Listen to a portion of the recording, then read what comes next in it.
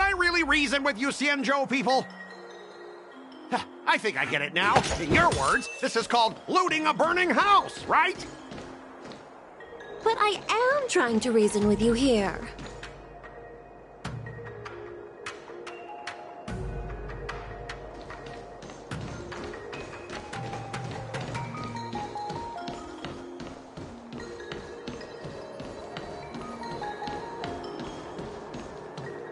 Ugh, that toxic voice sounds familiar. Haven't I heard it before in Arum Alley? You know what? This isn't my first time dealing with the Skyfaring Commission. I can handle your unreasonable ways. But straight up snatching IPC cargo, isn't that going a bit too far? Just as I've said it many times already. Once we've inspected the cargo and completed the security check, you can be on your way. Is there something wrong with your ears, or is it just your brain? I'm hearing you loud and clear. I'm thinking clear. And my answer is crystal clear. Not a chance. Keep detaining my cargo and I'll file a complaint directly with your general.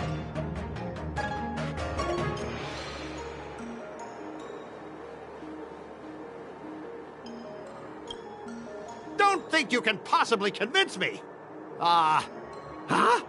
Why are you here? You're staying on the Xianzhou, are you? What terrible luck. Wherever you go, disasters aren't far behind. Aren't you the guest from the Astral Express? What brings you and Yanqing to the Artisanship Commission? Trouble caused by the IPC? I'd say it's caused by the Skyfaring Commission.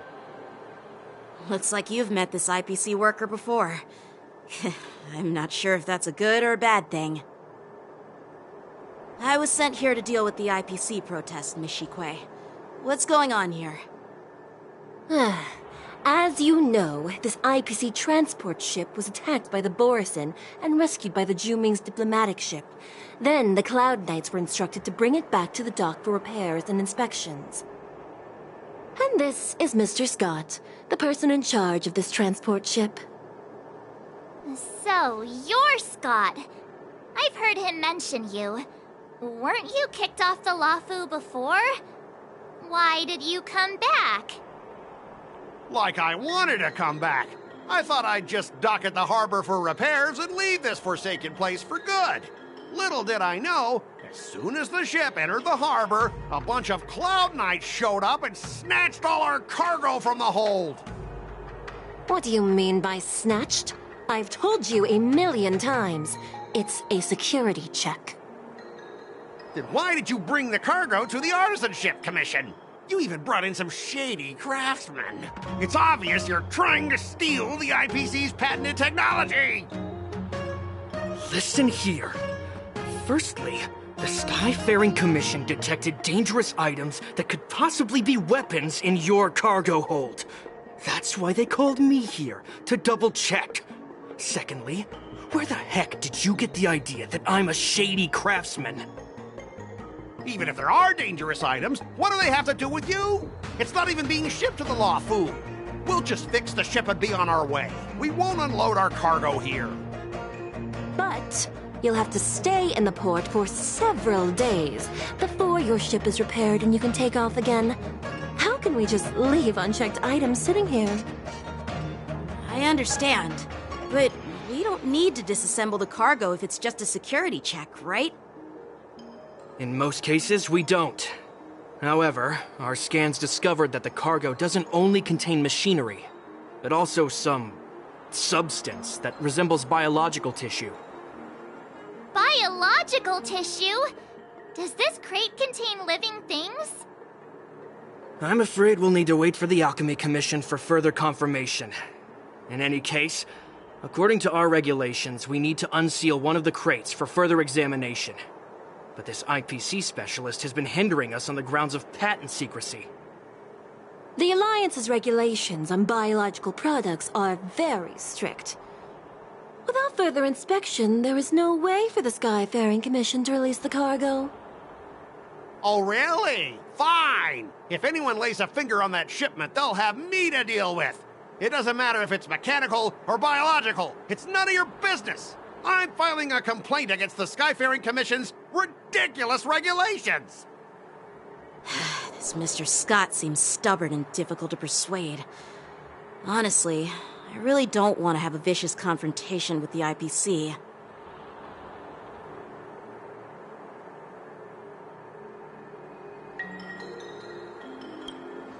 I heard how you helped R. O'Malley.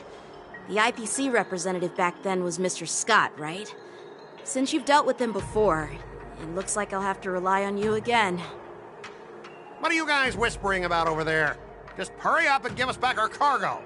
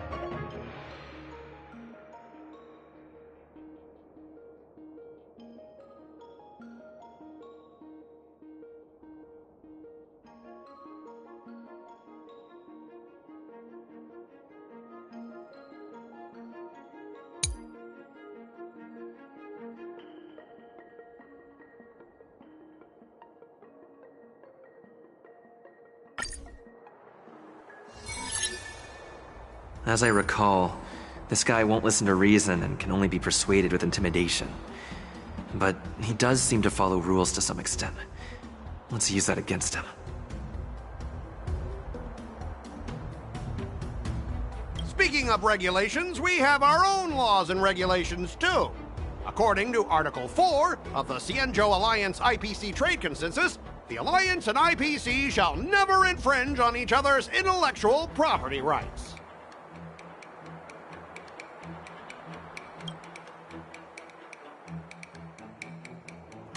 The Alliance can sign a non-disclosure agreement with you. That way, you won't have to worry about any infringements, right? We can sign a mutually acceptable non-disclosure agreement in accordance with the IPC's rules. Well, that makes sense, but how can we trust you to honor the terms? Even if we set aside the secrecy of intellectual property, these prototypes built by the Intelligentsia Guild are incredibly valuable, beyond your wildest imagination. If anything goes wrong, you won't be able to pay for it even with your lives.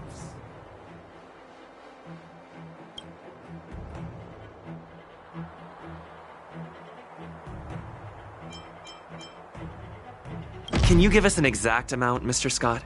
If there's any damage after the inspection, the the Skyfaring Commission will compensate you.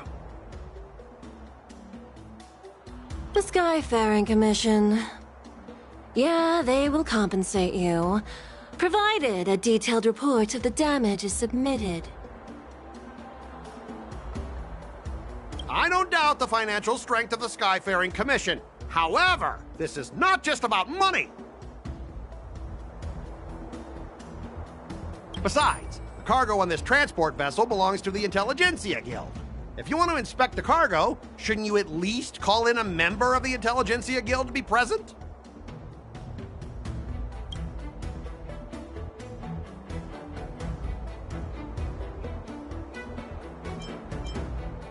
According to the principle of territoriality, since your vessel is stranded on the Xianzhou, the Skyfaring Commission has the right to inspect it. Indeed. According to Article 27 of the Xianzhou Legal Code, all official and private goods upon entering the port shall be subject to inspection. Failure to submit to such inspection shall be deemed equivalent to the possession of unlawful items and shall be subject to legal ramifications.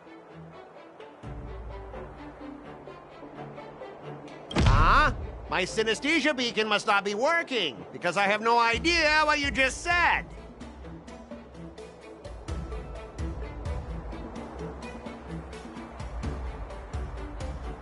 Simply put, if you insist on hindering the inspection, we'll have to treat the cargo as unlawful items and confiscate it. Confiscate it? How can you Xianzhou people be so unreasonable?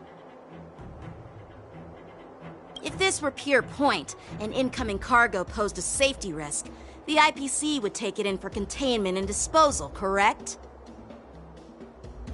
That's true, but the IPC sometimes makes exceptions.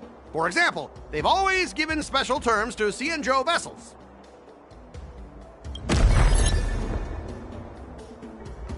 Well, you guys sure know how to argue your case. Fine, I'll allow you to do the security inspection. It's just that, I need some time to sort things out. This is a big deal. Let me talk to headquarters first. So, Mr. Scott, are you just stalling for time and planning to leave the Xianzhou as soon as your ship is repaired? To avoid the Skyfaring Commission's inspection? Well, IPC staff are free to come and go, as long as they don't break any laws. Yeah, you've got some insight there. Who are you again?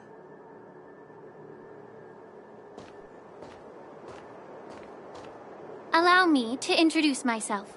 I'm Ling Sha, Cauldron Master and head of the Alchemy Commission on the Luofu. Could she be? Yeah, she's the new Cauldron Master assigned here from the Xianzhou Zhuming.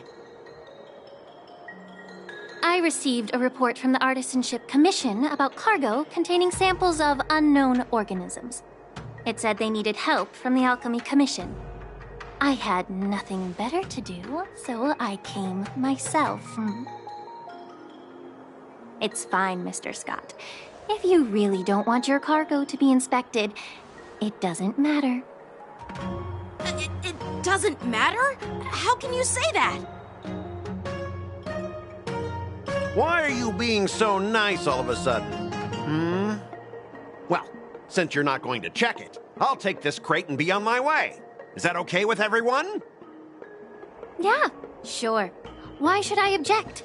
Not only this sample, but all the goods on the transport ship are yours to keep. Like I said, we won't inspect them. Wait a minute!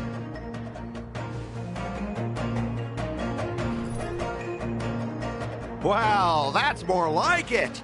If only the young displayed a more reasonable attitude, we could have sidestepped that altercation just now.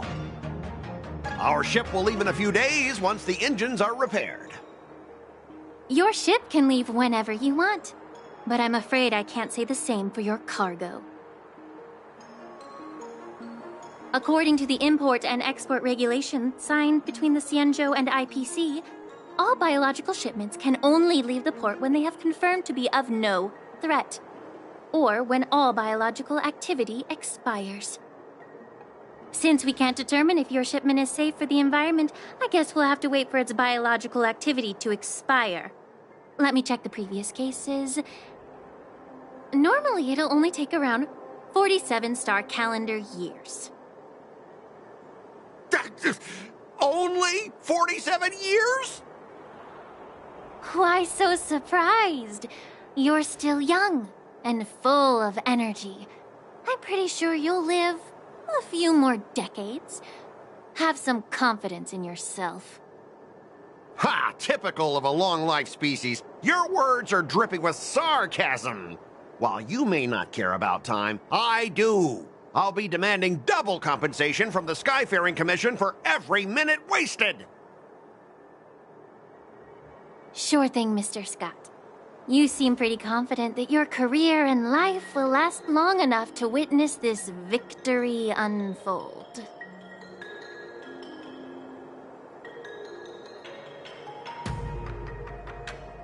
Step aside, guys. let them do the inspection. But, Mr. Scott... Come on, we're already in enough trouble. Just let them do the security inspection. And if needed, I can always grovel before the Intelligentsia Guild later. I'm just using my head for what it's apparently good for, right?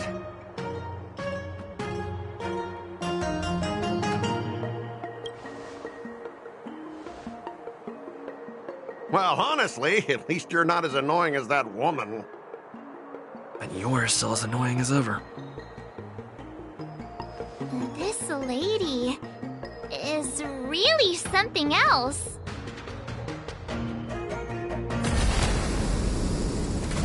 Is this the IPC product? Listen up. Any damages caused by inspections will be filed with the IPC.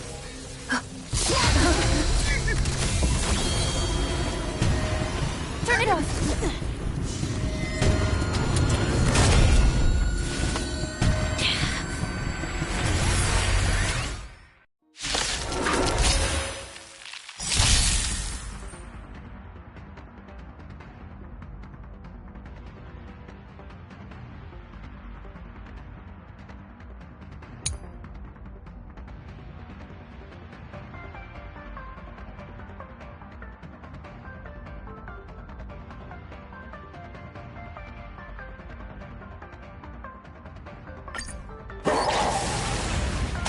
How unexpected.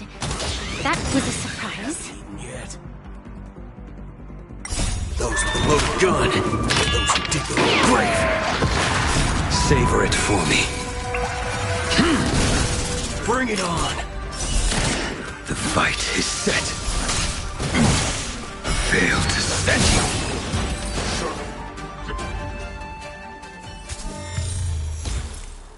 Were you seriously planning to leave this stuff unchecked at the dock for days? That's way too dangerous. I had no idea about it. You must have accidentally triggered the cargo's defense program. I don't think trying to shift the blame is a wise choice. But seriously, I don't know why that thing suddenly started moving. I swear on the Amber Lord. Enough. Miss Shikwe, please escort our IPC guests to the Skyfaring Commission. I'm on it. Please follow me, Mr. Scott.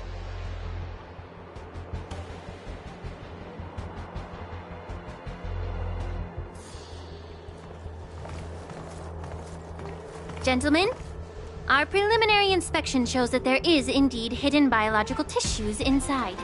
Just like the craftsman feared. I can't even tell if it's ingenium or biological in nature.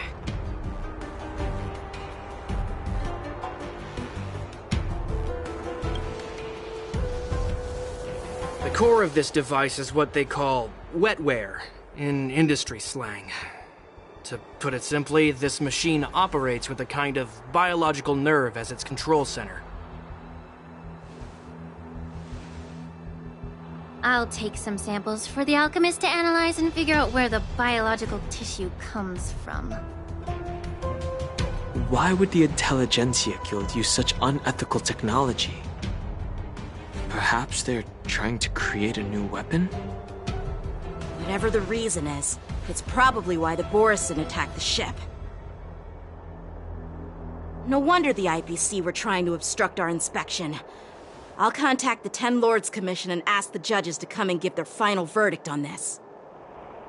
According to our rules, all prisoners and weapons involving dangerous creatures must be taken to the Shackling prison for further sentencing. After all, it's the safest place on the Luofu. As for you, Mr. Craftsman, please go with the Cloud Knights and explain the situation to the judge.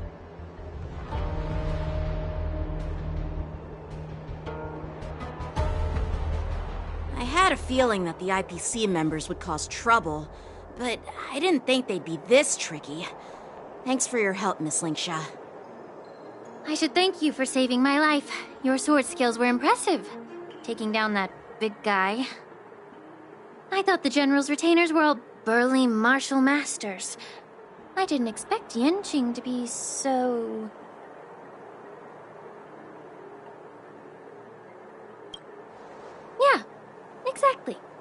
He's young and talented. As for you, you must be the guests from the Astral Express, right? Saving the Luofu from that crisis. It's so impressive. It wasn't a big deal. Really. It's still early, so why don't we get some tea at the Alchemy Commission? We can discuss your suggestions for revitalizing the commission. I'd be happy to accept your invitation. And you three are coming too, right?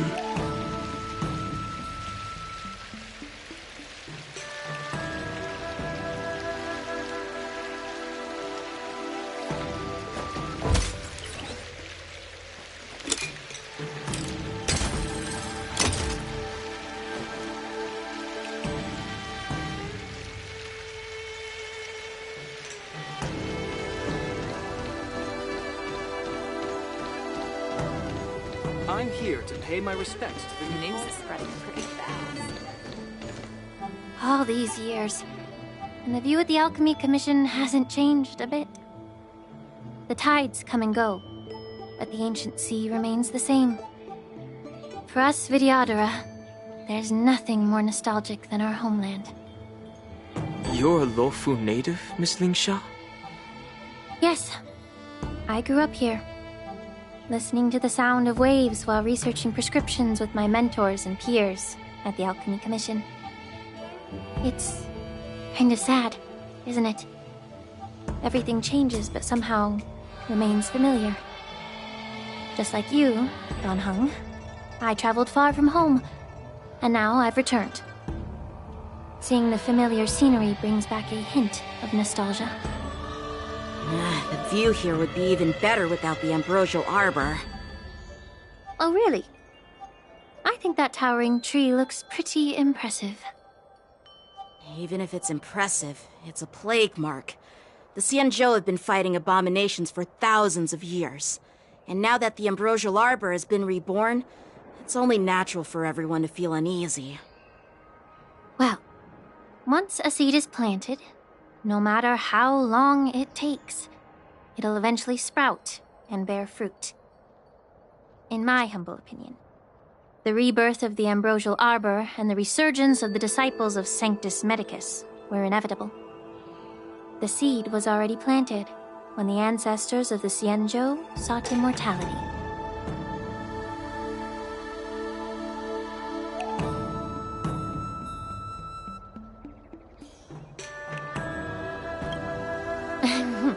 My bad. Well, since you went through the entire Ambrosial Arbor crisis firsthand, Dan Heng and Lieutenant Yanqing, I'd like to discuss something with you. What would you like to discuss, Miss Lingsha?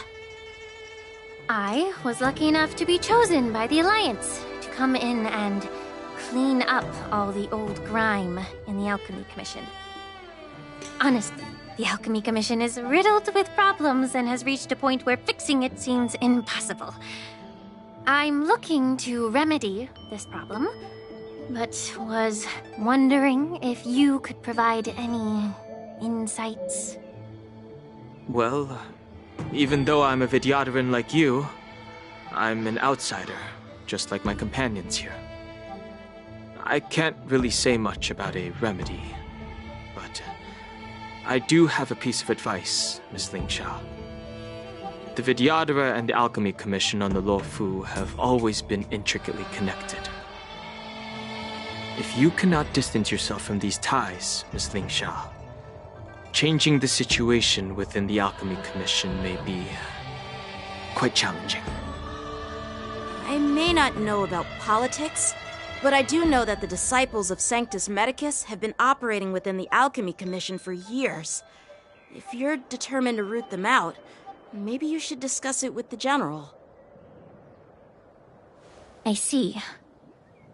Thank you for your valuable insights.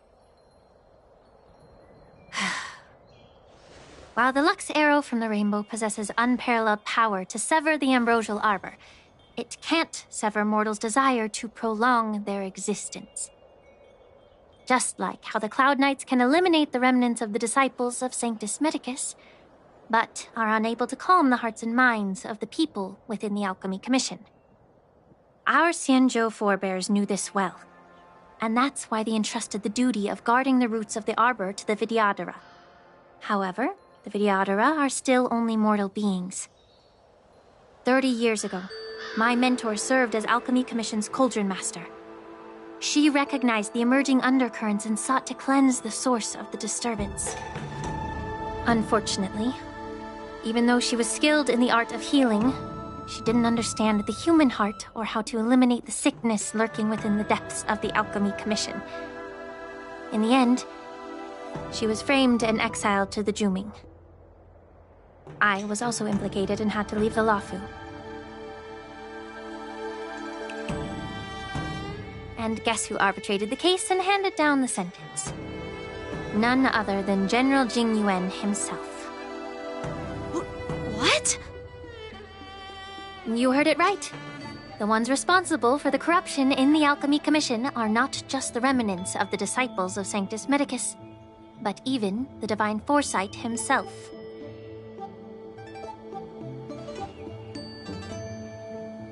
Alas, why is your face turning pale, Yanqing?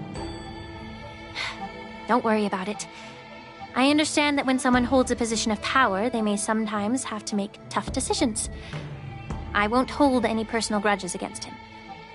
Besides, at our age, holding personal grudges is a luxury we can't afford.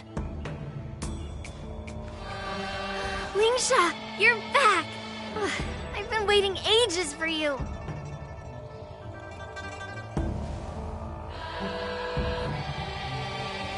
Yunli! Why aren't you with your grandpa? What brings you to the Alchemy Commission? Well, let me take this opportunity to introduce you to Yanqing. What a small world. You stole my sword! Give it back! I see. Let's skip the introduction part then. Why do I keep bumping into you? Are you stalking me or something? Of course not. Unlike you, Miss Yunli, I have important things to take care of. You, on the other hand, seem to have all the time in the world to wander around without returning my sword. Grandpa used to say that a sword reflects its master. I talked to your sword, and it told me that you've been distracted. You hesitate when you should strike, and you struggle to stay calm when your sword is unsheathed. Now that I see you again, I realize your sword was right. It wasn't me who took your sword. It was you who lost focus. Do you really expect me to believe that nonsense? I've been taking it easy on you because you're a guest from the Juming, but you're not taking the hint. Don't people from the Juming know you're supposed to return what you've borrowed? Just look at this flying sword. Even if I gave it back to you now, it'd just be taken away again in a few hours. You know the Cloud Knight saying, a Cloud Knight must never let slip their weapon. Yes? Well, sure, I can give it back to you now, but on the battlefield, that's a whole different story. Poor flying sword. Fine! You don't have to give it back, because I'll take it back myself!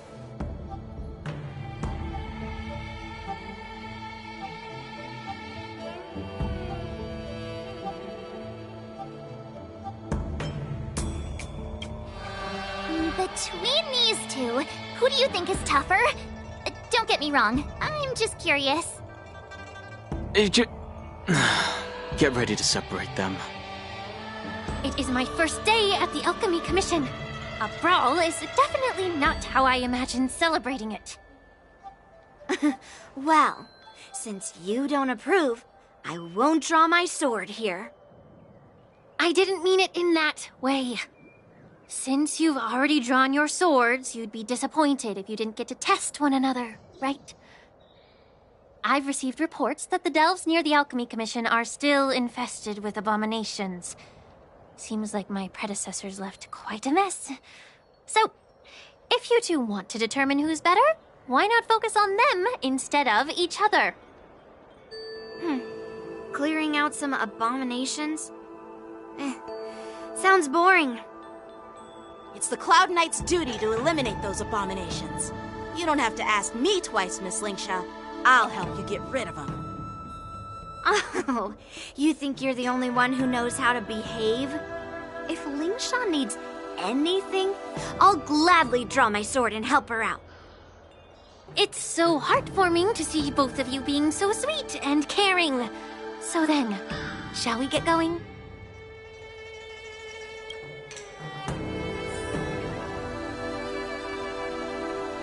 Ever since the disciples of Sanctus Medicus were eradicated, their experimental abominations have been festering here. If you want a contest, I'll be the referee. The one who kills the most abominations within an hour wins. Lingsha, as always, you're still an expert in making unpaid work sound so noble and grand. It's for your own good, little Yunli. While you desire to compete against each other, I don't want to see either of you getting hurt. That's really thoughtful of you, Cauldron Master. So, are you both ready?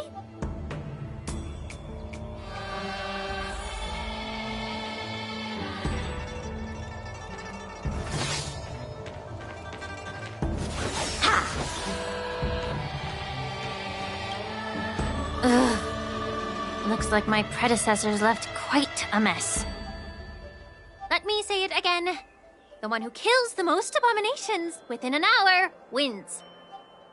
Be careful when you draw your swords, and make sure you don't hurt each other. Can we start now, Lingsha?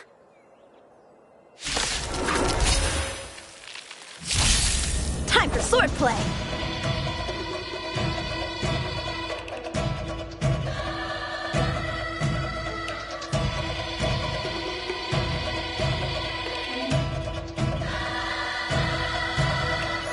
The sword is like water. It cannot remain still. Strike with heart!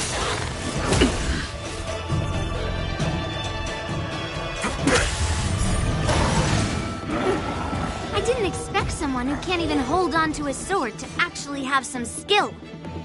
Your end approaches. The strength.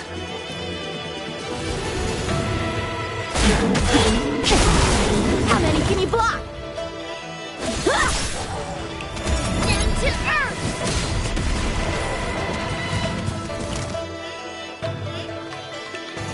Bring it on!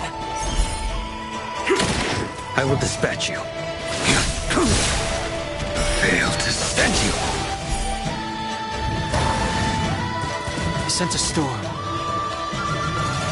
That paradise may be unreachable for me. Savor it for me.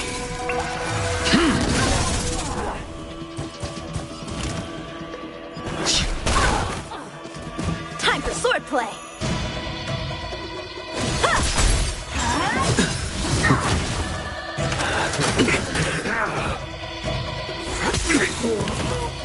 A blade knows no mercy. There's no reasoning with you bunch anymore. Those with the loaded gun, those who dig their own grave.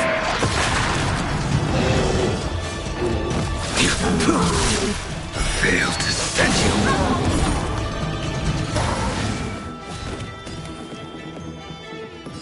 Heaven surge.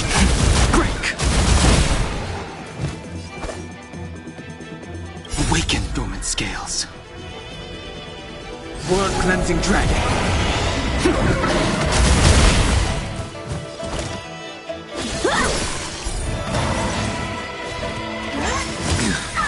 Well timed. They're close!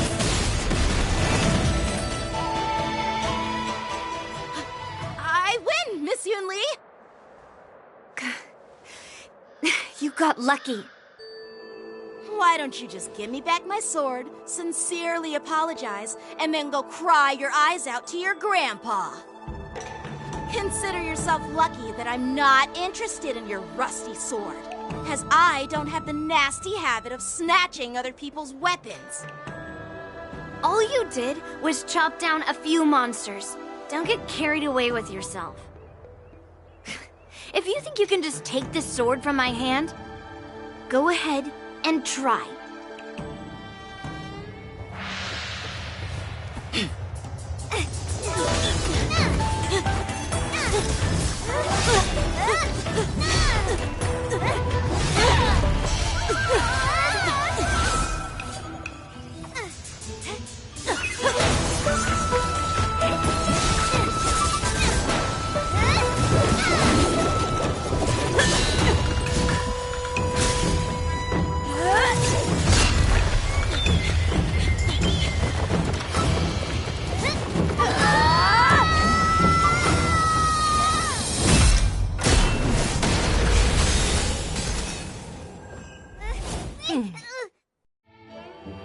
Well fought, my young friends. However, both of you have shortcomings. One of you focuses on dodging and weaving, while the other relies on brute strength, trying to take down targets with a single strike. Who are you? Me? I'm just a patient seeking medicine from the Alchemy Commission. A passerby, if you will. I thought I'd see my fill of impressive fights during the war dance. Yet here I am, able to witness a remarkable fight at the Alchemy Commission, of all places. Well, the Luofu is never short of surprises. However, I have a small suggestion for you. Why don't you settle this dispute fair and square in the war dance's ring? That way, you can resolve your differences with a proper duel and put your grudges behind you. Grudges? No, not at all. Yunli and we were just sparring. Sparring? You summoned your flying swords and she swung her sword with full strength. No grudges between you. I don't believe it. Aha! What brings you here, Lady Fei Xiao? Have you finished your health consultation with the Dragon Lady? Fei Xiao? Grandpa always talks about you. Could it be that you're... The Merlin's Claw of the Xianzhou Yaoqing? Looks like I'm quite famous on the Xianzhou Luofu, too. Of course. Everyone has heard of the great general. Known to all, and unbeknown to none. Great general? Isn't that title a bit too narcissistic? I don't like it. Ooh, I heard there's a dozing general on the Luofu, so I came up with a humble nickname for myself. The Lacking General. Lacking in worries, regrets, and rivals. Sounds much better, right? Yeah, that's a befitting title that sounds both humble and impressive. Now that the sparring session is over, Yanqing and Yunli, shouldn't you politely thank General Fei Xiao for her guidance and bury the hatchet? Here's your sword. Keep it safe. Or it might get taken away again. By the way, we haven't settled the score yet. I'll defeat you fair and square next time we fight. This is how she apologizes? Now that I finally got my sword back, I should report to the Seat of Divine Foresight. I'll take my leave, General Fei Xiao.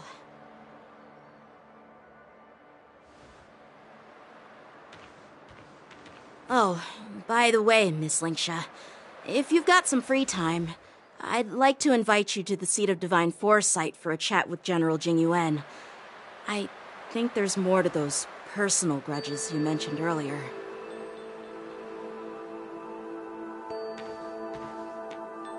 Thanks for stepping in, General Feixiao. Otherwise, I'd have had to knock them out with my incense. Not at all. Just doing what you asked. How about we call it even as payment for the healer lady's consultation? Sorry, but even a general needs to pay their bills. We don't do credit here. And let's not forget, you'd have been waiting decades for a chance to see the Dragon Lady if it weren't for me. Well, you can always send the bill to the Seat of Divine Foresight and say it's for mentoring those kids. After all, it was quite the effort splitting them up. I nearly had to get tough. Now, if you'll excuse me, I need to find a spot and get some fresh air.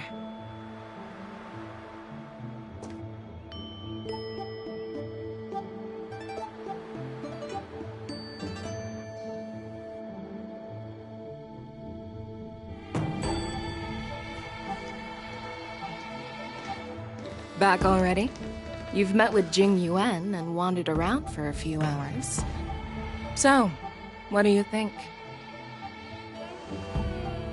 It appears that the Divine Foresight is using this war dance as a show of strength to convince everyone that the Luofu is prospering after the Ambrosial Arbor crisis. But... I know you're going to say but, right? But... the influx of people attending the war dance is like a breeding ground for disorder and rumors. One wrong move, and the Luofu could be in a world of chaos. The Cloud Knights on the streets remain vigilant, so at the very least, General Jing Yuan is aware of this. As for other matters, I'm unable to say. I'd prefer to be excused from future meetings with generals. I'm just a military healer. And now all of a sudden I'm thrust onto the center stage having cordial chats with two generals? My work doesn't lend itself to being in the limelight either. Just stop whining. At least you're in one piece, right? Before getting in touch with General Jing Yuan, I wanted to put aside my assumptions and see his momentum. That includes the overall bearing of the Cloud Knights on the street, what people are saying, and how those close to him behave. The might of an army dwells not within its pawns, but within the force of its collective momentum. Recognizing this fact reveals the true measure of power. Thanks for enlightening me, General. A perfectly clear statement turned confusing thanks to your translation. You've made me lose where I was now. Anyway, this is how I operate in battle, so you might as well get used to it. Are you treating General Jing Yuan as your enemy? The longest-serving general of the Xianzhou Luofu. Do you think he'd have only a few enemies? By the way, General, you met the healer lady, yes? Could you show me the medicine she prescribed you? Well, the healer lady couldn't do anything about my condition. She just told me to enjoy some tasty food. So not even the famed healer lady could help? Don't worry. I'll fulfill my promise and find a way to cure you. Actually, I've found some leads. Well, life and death, Jiao Chou. It's all predetermined. Upon starting my military career, I made a pledge that the rest of my life would be dedicated to being the Xianzhou's spearhead, hunting down the abominations of abundance till the end of my days. As long as I can fulfill that deep-seated desire, I don't care how long I live. You asked if I view General Jing Yuan as my enemy. No. My real enemy has always been myself.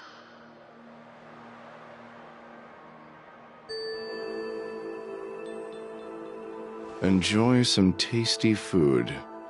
So, what's for dinner tonight? Jeez. You really know how to read the room, don't you? You guys figure it out for yourselves. I'm due to catch up with an old war friend, I've not seen for quite a long time.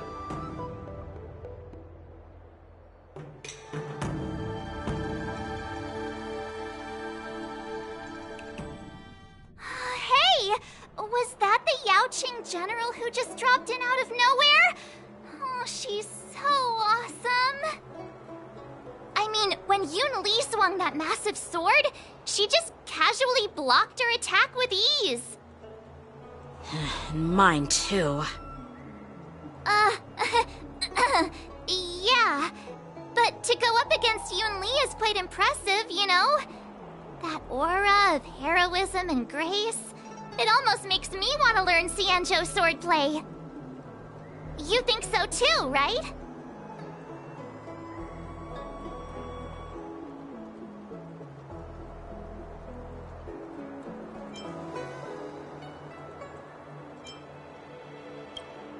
Can't you put a little more enthusiasm into it? Thanks for the kind words, Miss March. The war dance is coming up, and I've been chosen to represent the Cloud Knights in the ceremony. I've had my fair share of defeats lately, and even though I know there are always more skilled sword masters out there, seeing General Fei Xiao's skills today has made me feel a bit uneasy again. Don't underestimate yourself. After all, generals won't fight in the ring during the war dance. Just remember the state of mind you had when you single-handedly took on me and Blade, putting life and death aside. With that mindset, you can prevail against most challengers. I see. Thanks for the advice, Master Dan Heng. By the way, now that today's events are over, General Jing Yuan wants to invite all of you to the Seat of Divine Foresight. He has something important to discuss. I bet it's about how to deal with the generals from the Yaoqing and the Zhuming. I really don't want to get caught up in grown-up games so soon. I just hope Generals Fei Xiao and Huaiyan can see the truth. We don't need any more chaos on the Luofu before the war dance.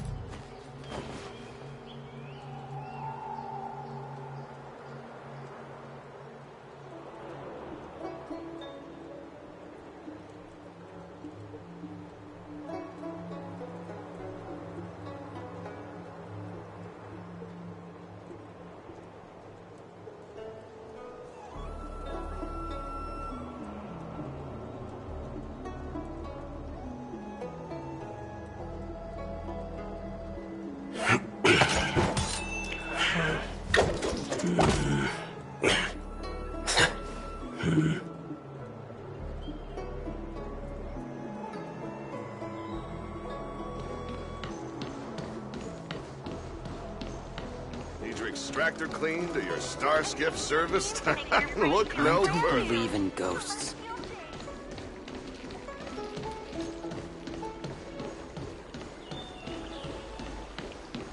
Hey, there's something I need to tell you.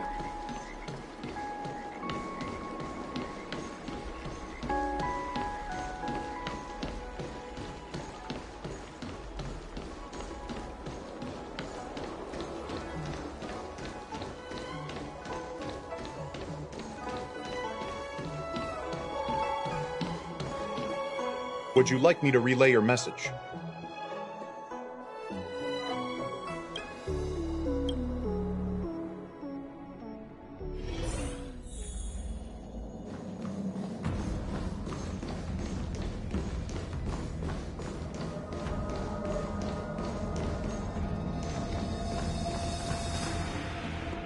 Earlier at the Palace of Astrum, I introduced these guests from the Astral Express to you, Elder Huaiyan. But with all the people around, we only exchanged pleasantries. Now, I'd like to officially introduce them to you. These three braved great dangers, accompanying me to perilous places, defeating the chief culprit Vantilia, and uncovering the conspiracies of the disciples of Sanctus Medicus. If you wish to know more, please, feel free to ask us. Well, I skimmed through the reports about the Arbor's rebirth from the Master Diviner Hu Xuan. She's been summoned to the Yu Chui for questioning. There are a lot of doubts within the Alliance about this whole situation. But despite all that, I believe in you. Since you joined the ranks, you have repeatedly achieved remarkable feats. After the High Cloud Quintet each went their separate ways, despite the many criticisms within the Alliance, the Marshal still stood firm against the dissenting voices and entrusted the Luofu to you. Over the years, you've served the Alliance with loyalty and wisdom.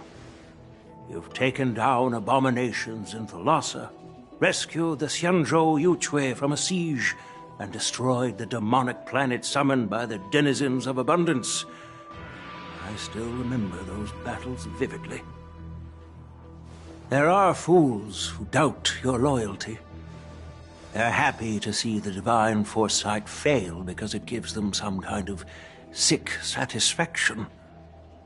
They haven't achieved anything of their own, so they feed off the failures of others. But I've seen enough failures in my time, and I want to believe that your loyalty has never wavered. So, General Fei Xiao of the Yao Qing is the only one investigating the Ambrosial Arbor crisis on behalf of the Alliance? No. I am too. This old man's words always catch me off guard. The Marshal ordered me to come to the Xianzhou Luofu, but the document only says, attend the war dance and listen to Fei Xiao's questioning.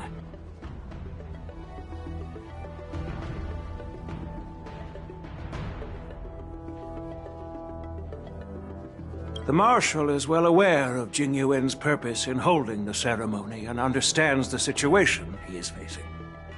She mentioned it because she believes both issues are important.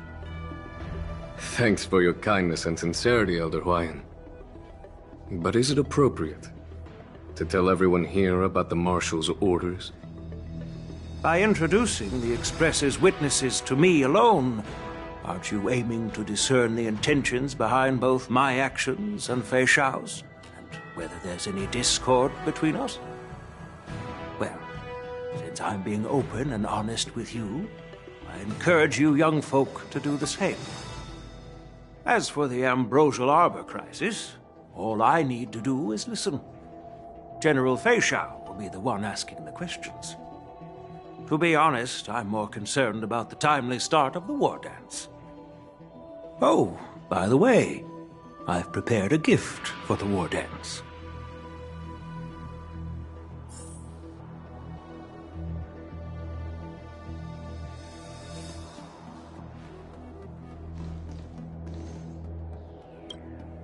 Yes, it's this case right here.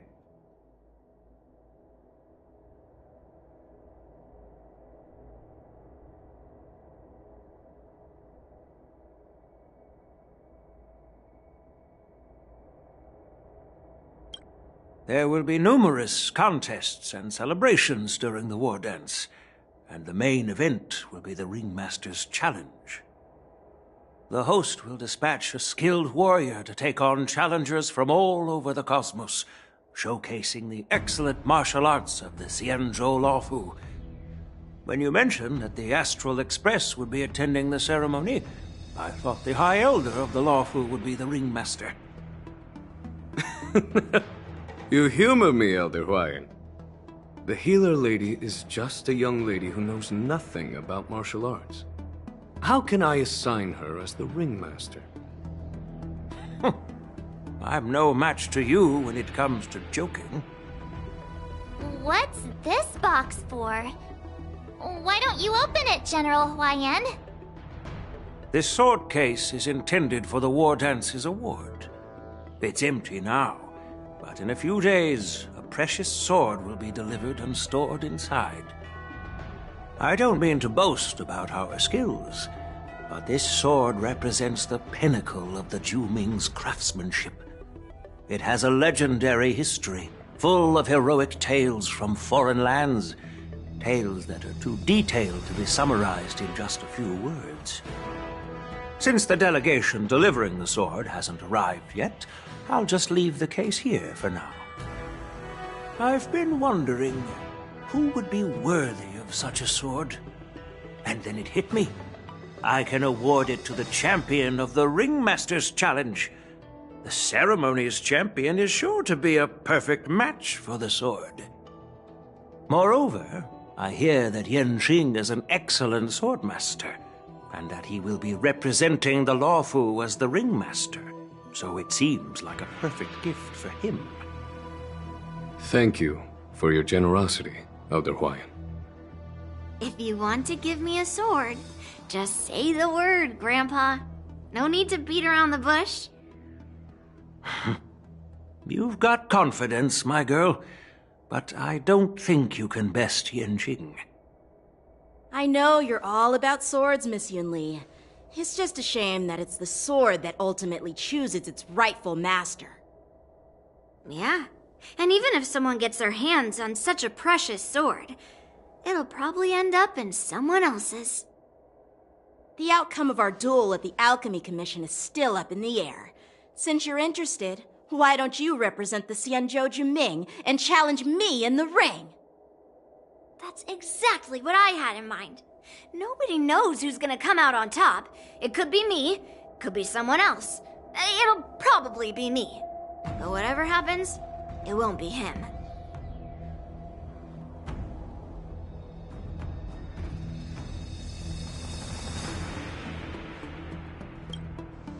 Not to be rude or anything, we've been watching their drama. I'm dying to find out who beats who. Quiet down. We have other guests here. I've prepared this sword to add some excitement to the ceremony, not to have you two squabble. It's not a good look for the Alliance. While you both seem confident that you'll win, you need to remember there can only be one winner and one loser in the ring, which could lead to hard feelings. Actually, I have an idea. We don't know who the winner will be, and it might not be either of you. But if you're eyeing that prize, you'll need to work together. I want you to take on an apprentice who will take part in the war dance and win at least one match. How does that make sense? In my humble opinion, while a Cloud Knight is commendable by securing victories, it's even more so to pass on your skills and spread the way of swordplay. I'd be greatly pleased if this apprentice could represent the Express in the war dance by displaying their Cloud Knight flair and prowess. Well, Elder Huayan's idea is quite interesting. Imparting swordplay skills requires teamwork, and both the winner and the loser will learn a valuable lesson regardless of the outcome. The question is, whom should the two of them take as an apprentice? Huh? Who? Wait, me?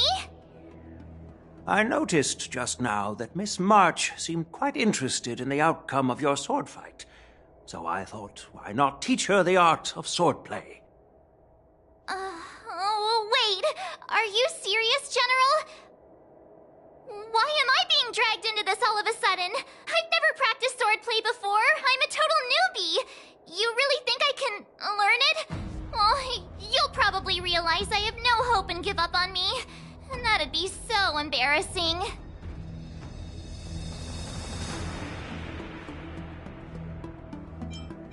Isn't this a perfect chance for you? I remember you mentioning that you wanted to learn some sword moves. Yeah, I did say that. But this is all happening so quickly, don't you think? Miss March is like a piece of jade in the rough, just waiting to be shaped. The war dance is the perfect opportunity to see what heights she can reach.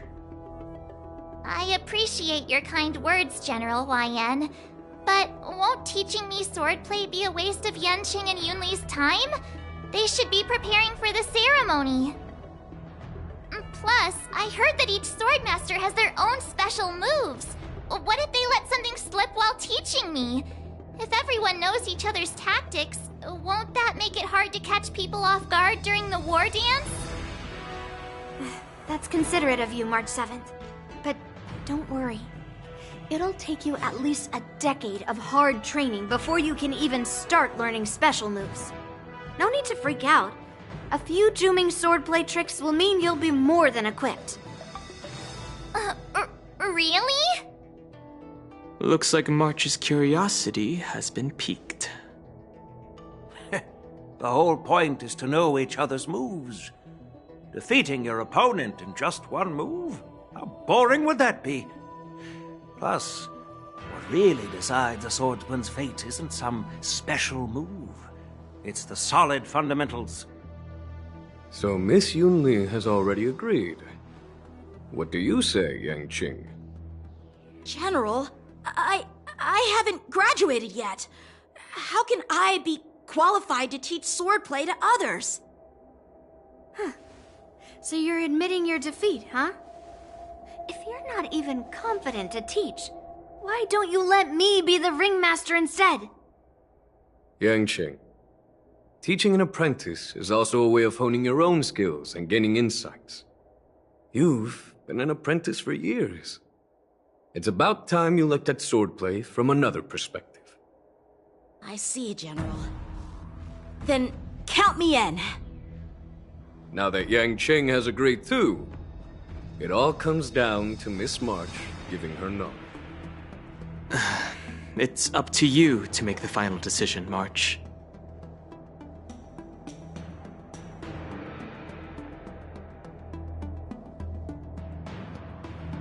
At least that way, I won't have to worry about you accidentally shooting me in the butt all the time. Hey, I've never missed my target. Then I'm on board. Thank you for your kindness, General YN. Great! Starting tomorrow, Yanqing and Yunli will teach you the basics of the Cloud Knight's swordplay. Yunli and I will head out and purchase some sword practice equipment for Miss March. Think of it as a little initiation gift. You're too kind. Wait, you're giving me a gift? Shouldn't it be the other way around?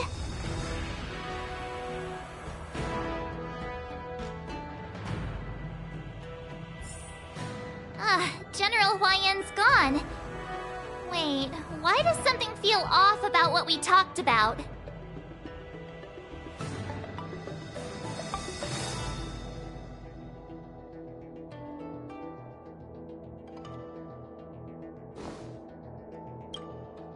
I think we strayed off topic.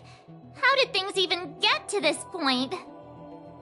Yeah, I brought you here because the General said he had some important matters to discuss. But how in the world did Yunli and I suddenly become Miss March's swordplay mentors?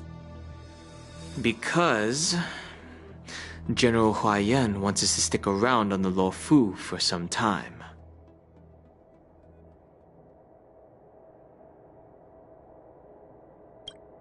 But from his point of view, we're no different from all the other tourists who may leave at any time. Since the crew's actions were mentioned in the Luofu's operations log were given to the Alliance, he probably wants to see firsthand if we're as capable as the report claims, or if we're just some made-up excuse to save face. And he wants to see it for himself during the war dance, which is why he even dragged Yunli into this. What began as a simple contest between two swordmasters has now evolved into you two collaborating to mentor March. Elder Huaiyan is still that tricky general who likes to give everyone a headache. My apologies. Truth be told, I invited all of you to the ceremony because I wished for you to act as my witnesses. Now, I apologize for not disclosing this information earlier. In the coming weeks, I'll also invite all of you to a meeting with General Fei Xiao, where you may need to answer her questions and clear up any doubts she might have. So please, be prepared for the meeting.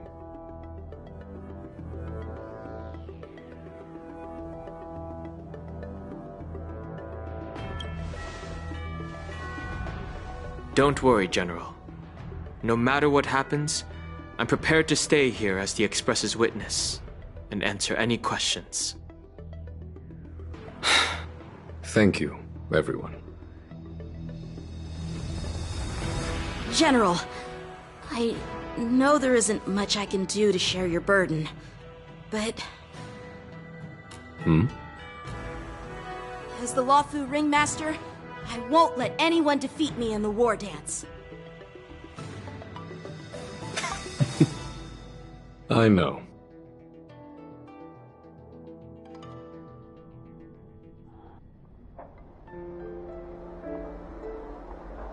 The illustrious Merlin's Claw waiting for me? And for so long, too? It's quite an honor. It's been a while, General Fei Xiao. It's been 30 years since we last saw each other. Right, Yukong? Yes. Back then, you were the vanguard of the Yao Qing's Verdant Knights, and I was a pilot of the Luofu's Rainbow Orbit Fleet. Who would have thought that upon meeting again, you'd be a general, and I'd have given up flying? Really does feel like a lifetime ago. Well, I wouldn't say I haven't seen you in 30 years. After all, your great victories are announced through the Yellow Bell resonance system every day. So I'm well aware of your great feats. How's your health holding up? Still stable, I suppose. Do you still remember the medic who saved me in battle? That healer with the odd name and peculiar temperament. What was his name again? Was it Pichu? Or Kachio? Jiao Cho. He's been my retainer and personal healer, delegated by the Alchemy Commission from the Xianzhou Yao Qing. Over the years, he's dedicated himself to managing my condition.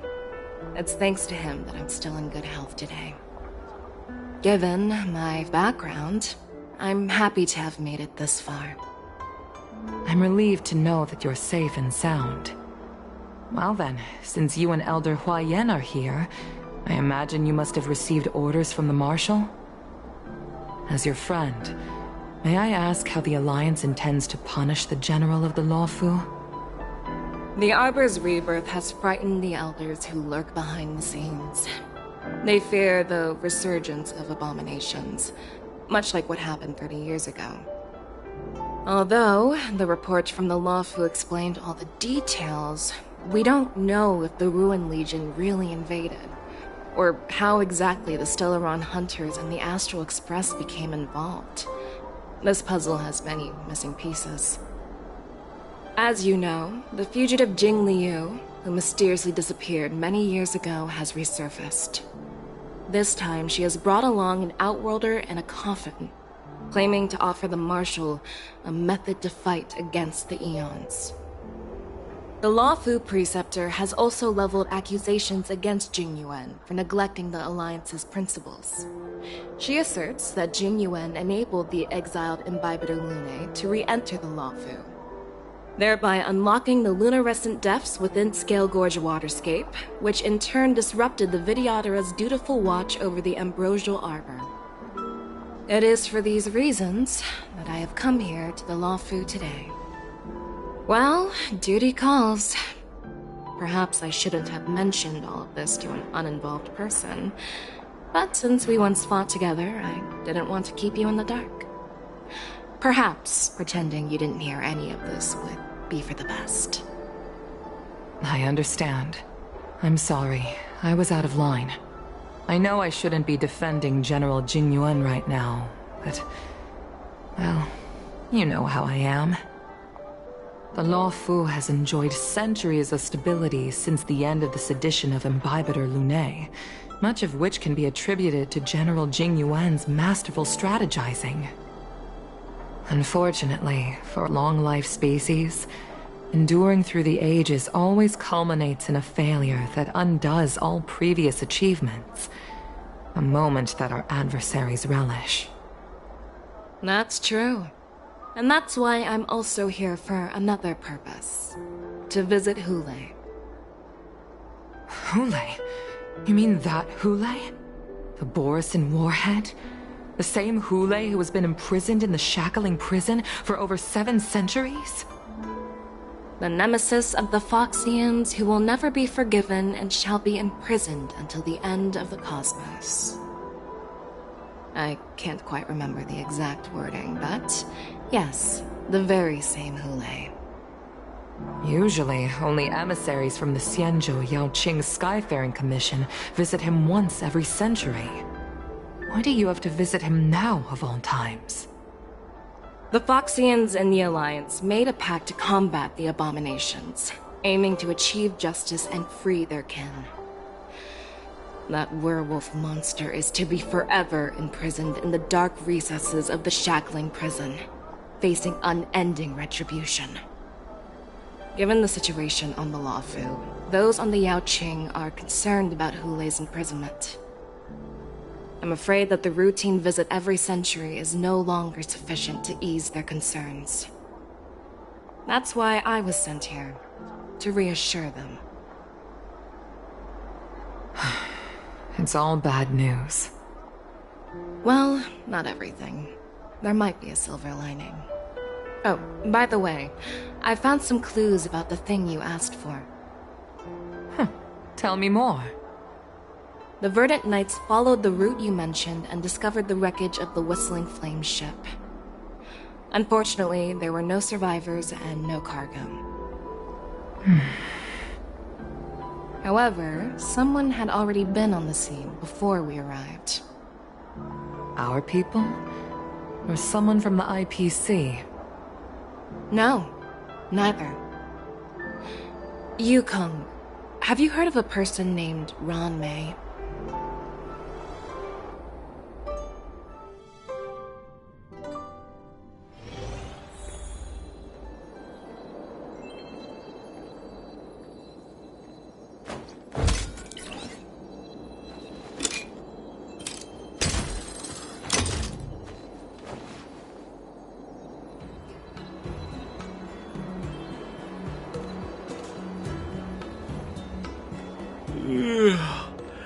I'm still feeling sleepy. Did I oversleep? Where did March and Danheng go?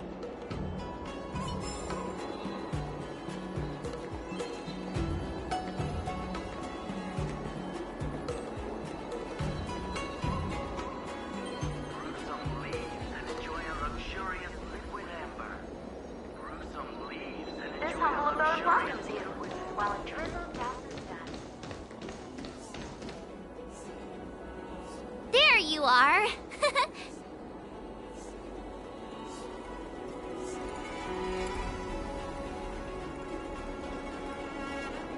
You haven't forgotten about our promise to General Huayan, have you?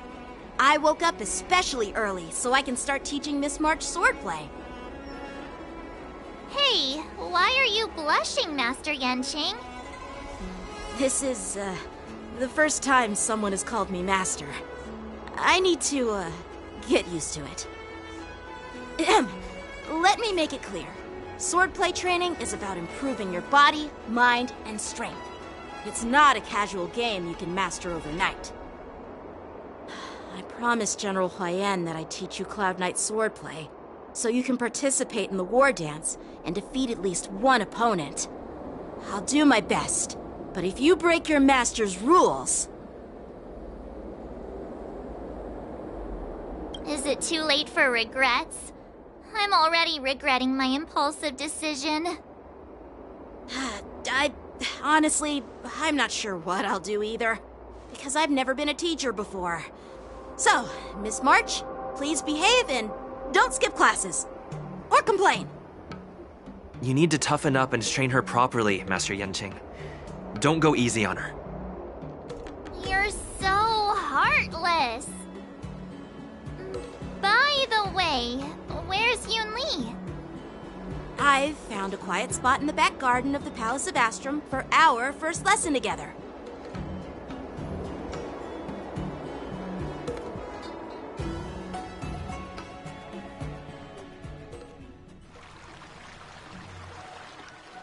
Seriously? It's the first day, and you two are already late?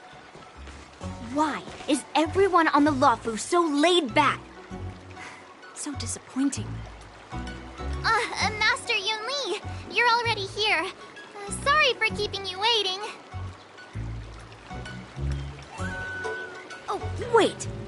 Were you trying to teach her in secret? That's sneaky. I'm just showing you what Luofu etiquette is all about.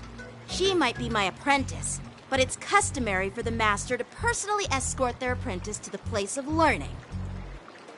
As the host, I'll be teaching Miss March the essence of Luofu swordplay, after which she'll emerge victorious in the war dance ring. You won't be complaining about Luofu swordplay then. Stand aside, rookie. Let me show you how we Zhu-Ming swordmasters treat their apprentices. Quickly, over here, Miss March. This is a reverse mentorship gift from me to you. I hope you put it to good use.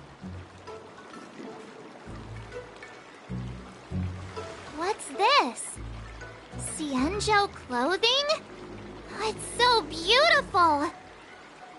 Sword practice requires precise movements. This outfit is tailored to fit perfectly and allows for smooth movements. I even added some small accessories. I put a lot of thought into it. You're awesome, Master Yun Li! See? See? How can you compete with me? I'll teach March 7th the essence of Zhu-Ming swordplay so she can win the contest with my sword skills. Actually, I've prepared something too. Huh? You have a gift for me too, Master Yanqing? Since you want to learn swordplay, Miss March, you'll need suitable weapons. So, I went out of my way to prepare a pair of swords overnight. Unfortunately, I didn't have time to ask the craftsman to customize the swords for you, but I did my best to choose ones that look nice and are suitable for a beginner. I hope you like them, Miss March. Thank you, Master Yanqing! Bet you didn't see that one coming, did you, Yun Li? The real competition is just getting started. I'm so lucky to have two great masters. But why does it feel like things are getting a bit weird?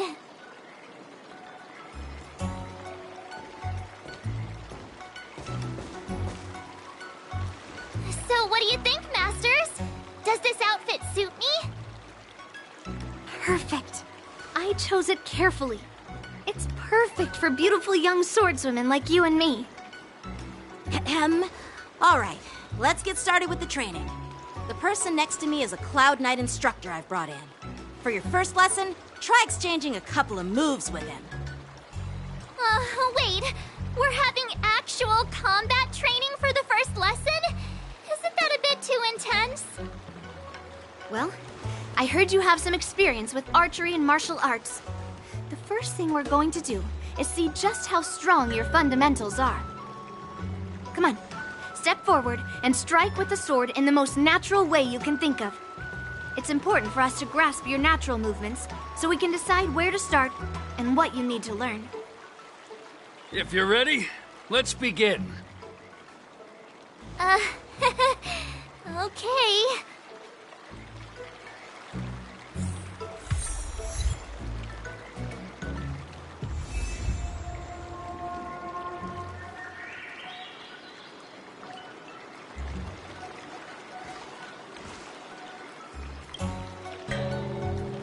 Are you ready?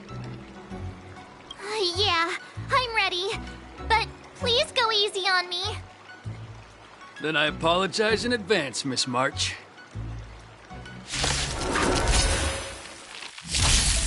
Ready to shine.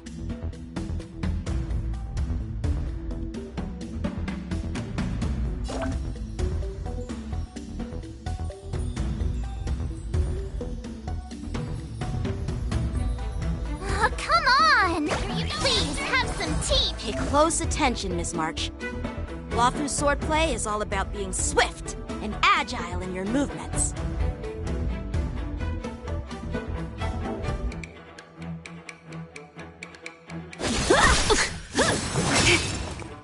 Yes, you! Right on time. Ignore him. Strength is everything.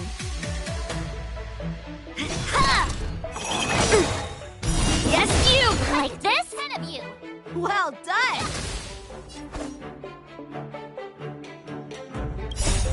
Melt!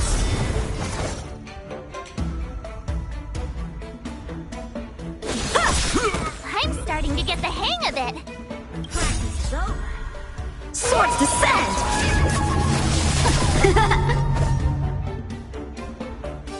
Strike with heart!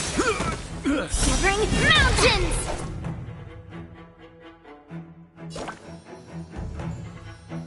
Nice job! Right on time.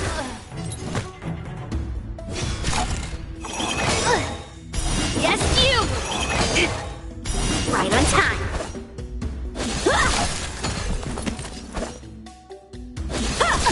Oh, I get it! With a true heart and focused mind, here I come! Let me show you what I can really do. Azure Dragon, White Tiger, less cards! Watch this! What are you mumbling about? Isn't this, sword technique? Shouldn't I be saying something cool? Melt!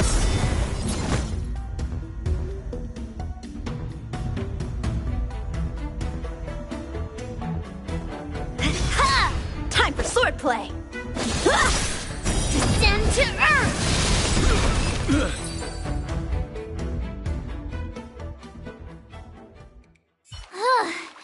I didn't expect the first lesson to be so intense. Miss March has quick hands and a flexible body. She's a perfect fit for practicing Luofu swordplay. However, she lacks strength, and her strikes were a bit unfocused. But don't worry, that's totally normal for beginners. Once she starts practicing Juming swordplay, she'll make heaps of progress. Given the situation, I believe Miss March should start by working on her strength. Seriously, do you actually know anything about swordplay, or what? I could ask you the same thing. Dual swords require agility, so what's more important than footwork? Instead of focusing on her strengths, we should address her weaknesses. The drawback of wielding two swords is not generating enough force. What good is being quick on your feet if you don't have strength? It's not like we're dancing here. Skilled swordmasters know how to play to their strengths and work on their weaknesses.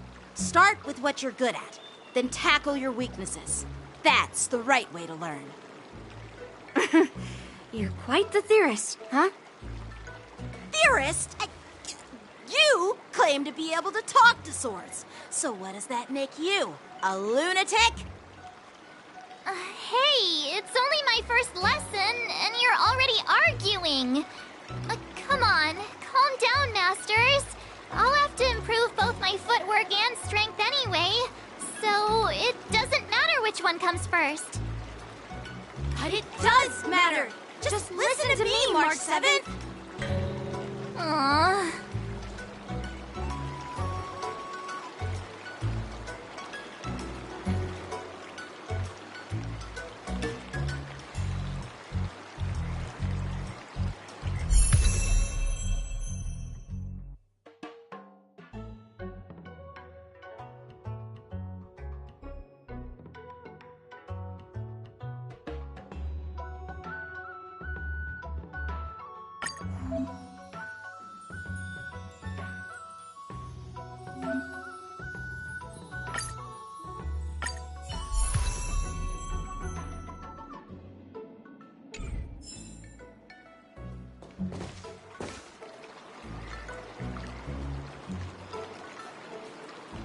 Dear Himeko, Mr. Yang, and Pom Pom, We're all good here on the Xianzhou Luofu, so no need to worry. By the way, how's your trip going? As for me, I've somehow become the apprentice to 2 Cloud Knight sword masters, and I've been honing my sword skills with their guidance. One of them is Yanqing, the boy we've all met before. The other is Yun Li, the granddaughter of General Hua Yan from the Xianzhou Juming. Both masters are super strict, giving me a real taste of how hard sword training can be. I tried to drag him into this, but he refused. Then I tried to rope Dan Heng in, but Master Yanqing wouldn't have it. Still, I didn't let the difficulty get to me. In just a few weeks, my sword skills have improved a lot. Both my masters think I have unique talents in swordplay, and are literally fighting each other to teach me their skills. Thanks to their guidance, I've actually made some progress.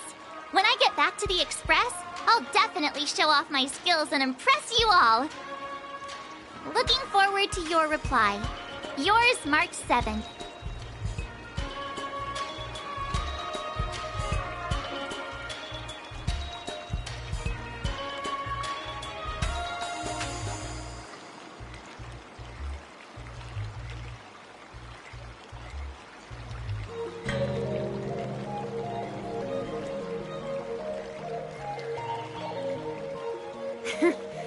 Well done.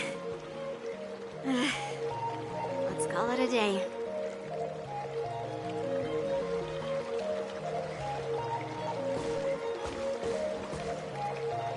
Miss March's sword skills are really coming along. She'll hold her own just fine in the war dance.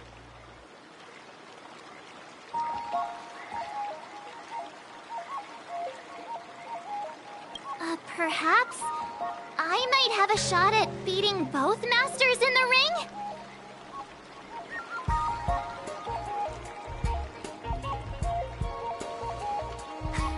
Get real. You've only been practicing for a short while. How could that possibly happen? With your talent, Miss March, if you dedicate a few more decades to training, you might eventually be able to defeat Yun Li. Decades? But I'll be an old lady by then. No. Can you believe it? March 7th has actually become a pretty decent swordmaster in such a short time. Now I understand why Grandpa always had a grin on his face while training me. Are you sure he wasn't laughing at you? Oh, shut up! It's all thanks to your amazing guidance, Masters. Miss March, you're really getting the hang of wielding dual swords. If you're keen on advancing, trying out different Xianzhou blades could improve your touch. Oh, let me see. Which sword is the most powerful? Single sword? Great sword? Or maybe a flying sword? There's no such thing as the most powerful sword. It's all about the skill of the swordmaster. Yanqing wields several flying swords, while I only wield one. But remember how I kicked his butt at the Alchemy Commission? First, you didn't kick my butt. Second, you'll never kick my butt. Third, how about we settle this right now and see who kicks whose butt? Yeah, I'm up for that. And if I kick your butt, you'll drop out of the war dance. Deal? Why are you two arguing again? I thought things had been improving between you lately.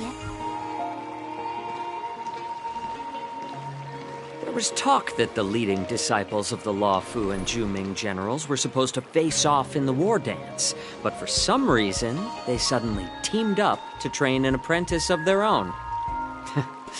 Turns out, the rumors are true.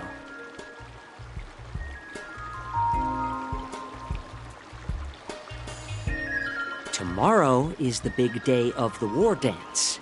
Shouldn't you two be focusing on honing your skills instead of teaching swordplay here? You're... Oh, that's right! You're the pink-haired fox from the Yaoqing!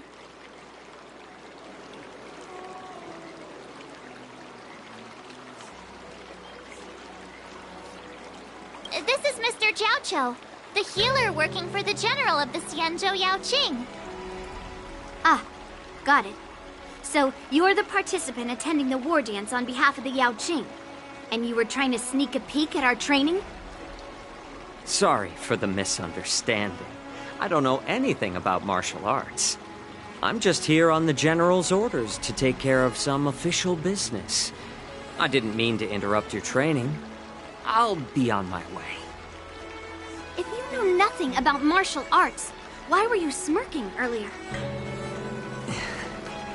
Well, my curiosity got the better of me, I suppose. When I heard Miss March's pondering about what to learn, I couldn't help but wander over.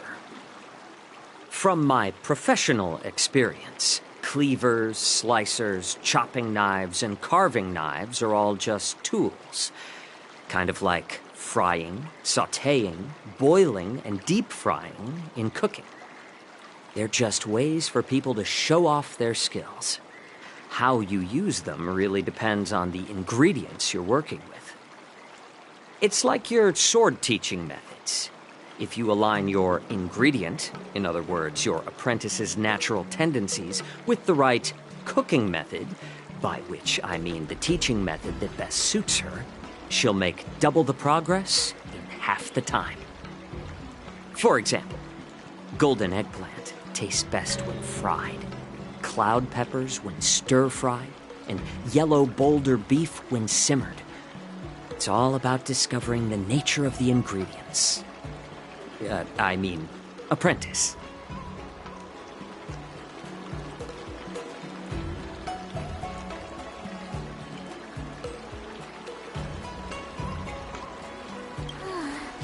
All this talk about food is making me hungry. Aren't you a healer? Why are you talking about food? Well, it's just a metaphor. The medicinal school I follow on the Xianzhou Yaoqing is called the Rancha School, that specializes in food therapy. So it's only natural that I know a thing or two about cooking. So, you're the general's cook? I'm a healer.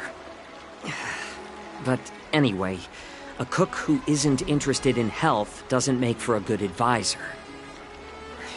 Fine. Call me a cook if you want. Seeing the way you're looking at me, it's obvious you think I'm just some feeble academic who likes to blabber on about martial arts. But, in reality, I know a thing or two about killing. After all, the art of healing inherently encompasses both life and death.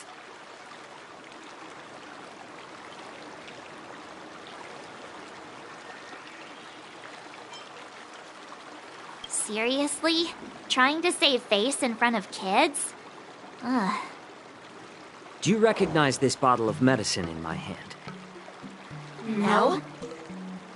This is called tumble dust, an extract from an exotic flower named Yabra.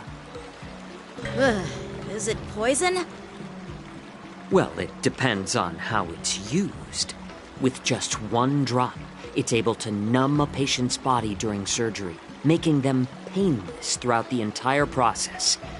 However, increase the dose or the potency, and it'll slow the metabolism, making the blood thin and resulting in the loss of all senses. Even long-life species cannot escape its effects. This thing can save lives or take them. It's more powerful than the swords in your hands. That may be so, but still, I prefer settling things with a sword than, you know. Huh. Looks like I did get you all wrong. You're not a feeble scholar, but a sinister and despicable one. Hey, why the insults all of a sudden? I'm just sharing some medical knowledge here, not persuading you to poison anyone. Seems like you get real excited when talking about poison. I can't tell if that's an honorable thing or sinister. Picture this. 2 individuals. The one standing is full of malice. The other lying down is honorable and righteous. How can the one who's lying down label the one standing as sinister? In the throes of combat, where life and death hinge on a singular moment, every idea fades into nothingness. The only thing that matters is staying alive.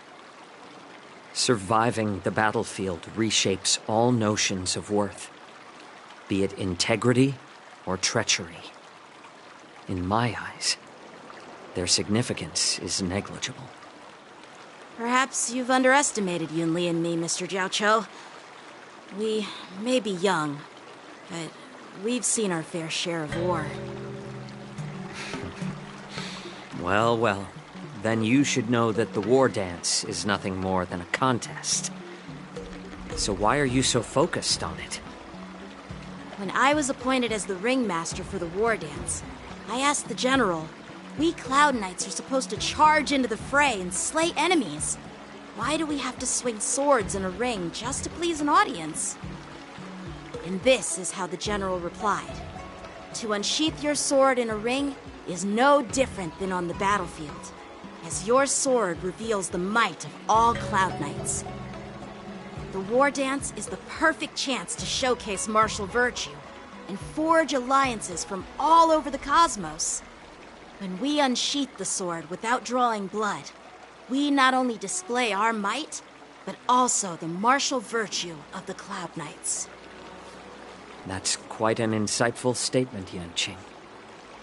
Well, my apologies for being so short-sighted. I've been on the Luofu for quite some time, but I haven't had the chance to see the ceremony venue for myself yet. Hearing you speak so highly of it has piqued my curiosity. Would you mind showing me around? You want to see the Sky Splitter ship where the war dance will be held? Let's go! I bet Yunli and Miss March haven't seen it either, right? Well then, I'll give you all a tour.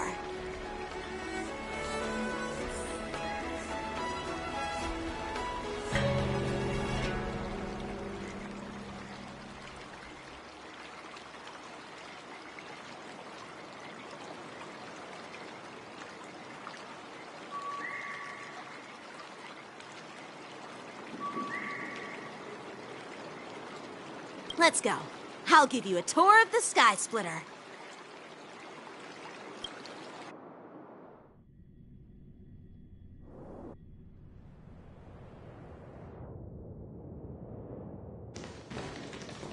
Looks like a lot of other visitors have also come to catch a glimpse of the Sky Splitter.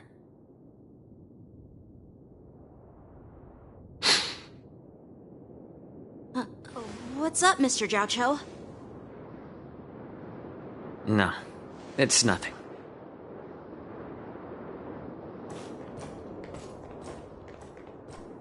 Do you see that airship in the distance? That's the Sky Splitter, the venue for the war dance ceremony. It doesn't look all that impressive from this distance. The Sky Splitter is actually a decommissioned Luofu military vessel. People aren't allowed on board until the war dance officially commences. Tomorrow, when the bell rings and the ceremonial cannons roar, I'll be there representing the Cloud Knights of the Xianzhou Luofu, standing in the ring, ready to take on challengers from all over the cosmos. Since I was a kid, I've been training in swordplay and the art of war under the general. Every day, I'd swing my sword 10,000 times, and then thrust it 10,000 times, repeating the process over and over. I understand that I'm not like other kids. I never envied the toys and freedom they all had. I never found sword practice boring or hard. Even in the thick of battle, facing down savage abominations, I never felt scared. Each day, I could feel myself getting stronger and stronger, and I racked up countless victories. It's the best feeling in the world. But then, I faced a really tough opponent, and just one slash shattered my confidence into 1,000 pieces. That's when I felt true fear for the first time. Maybe that's what Mr. Jiao Cho meant by life and death hinge on a singular moment. Every idea fades into nothingness. After that, I had to pick up the pieces and try to put myself back together. But no matter how hard I tried, I couldn't seem to find my old happy self again. I often ask myself, why do I wield my sword? If defeat is inevitable, why do I continue to fight? Is it to reclaim the joy of victory? To meet the General's expectations? Or to secure my honor among the Cloud Knights? While the General could teach me the art of swordplay, he couldn't teach me why I should keep on going. He said the reason must come from within myself. I've been struggling to find that reason. But after talking with you, Mr. Jiao Cho, I think I already have that reason in mind. As a member of the Cloud Knights and the General's apprentice, I've had a weight on my shoulders. And I know there's still more to shoulder. But when I wield my sword, it feels like I'm letting go of everything. I love the feeling of giving it my all, facing any obstacle in front of me, pressing forward. That's why I wield my sword. Oh, Yanqing. So young, yet so grown up. By the way, how old are you exactly? Age doesn't really matter. All sword masters will understand how I feel. I get it. Looks like all the kids on the Luofu live tough lives. So, how about you, Miss Yunli? It's not polite to ask a girl her age, no matter which Xianzhou ship you're on. I'm not asking your age. I'm asking if you have a dream like Yanqing has. You don't talk like a cook. You sound more like a TV host or something. Need I repeat myself again? I'm a healer. Well, I don't have a dream like Yanqing does. The only reason I'm participating in the Ringmaster's Challenge is because I made a promise to my grandfather that I'd win the precious sword he's contributed to the war dance. Sounds like that mind of yours is just filled with swords. I bet you've got nothing better on your mind. My father was a craftsman on the Xianzhou Juming. Because of his foolishness, many innocent people fell victim to the cursed swords he forged. Since I was a kid, it's been clear to me that not everyone deserves to have a weapon in their hands. Giving them a sword is no different than being cruel to the innocent. So, whenever I come across someone unworthy of a sword, I can't help but want to take it away from them. Given that Yanqing is the war dance ringmaster, I'm stepping up to challenge him. To ensure the precious sword doesn't fall into the hands of an unworthy master. Hey, what do you mean by an unworthy master? I see. It's not easy for kids on the Juming either. Well, it's better to have a reason for wielding a sword than to be lost and confused. I've saved countless Cloud Knights in my life, and there are plenty of exceptional warriors, just like the two of you. What happened, Mr. Zhao Cho? Oh, nothing. I was just reminded of some old friends and old tales. Judging from my professional perspective as a healer, both of you possess remarkable vitality. Your energies flow like raging fires and mighty gales. The upcoming fight will definitely be impressive. Well, we've seen the Sky Splitter and toured the Stargazer Navalia. I guess it's time to say goodbye for now. What? You're leaving already? But you haven't asked me about my dreams. I've been working hard too, you know. It's getting late, Miss March. Unlike you lot, I'm a grown-up bound by responsibilities and duties.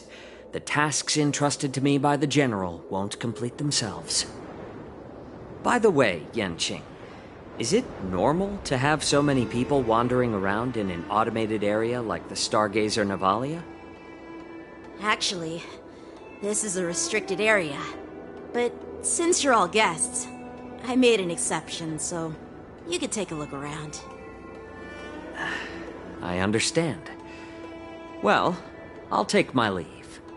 I wish you both the best of luck in the ring tomorrow.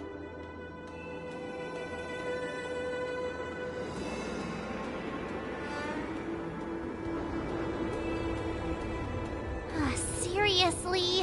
I just spent so much time thinking about my dream, but he didn't even ask me. Now that we're done with our tour of the Sky Splitter, shall we continue with our training? Why don't we take a day off? What? You want to secretly practice swordplay by yourself? Dream on. You know cramming before a fight never works out. For some reason, seeing the Sky Splitter has boosted my confidence. So, I've decided to conserve my strength for tomorrow. All right. I'll take you out of the Stargazer Navalia.